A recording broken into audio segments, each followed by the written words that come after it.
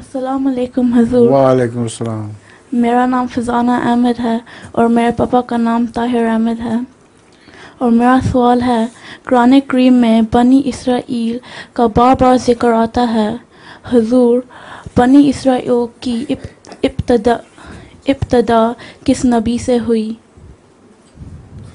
بنی اسرائیل کا کیا ہوا ہے؟ ذکر تو بار بار آتا ہے مگر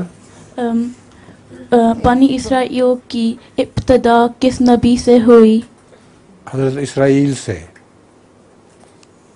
حضرت ابراہیم کے ایک بیٹے کا نام اسرائیل تھا اور یعقوب نام تھا ان کا. نہیں، یعقوب نہیں،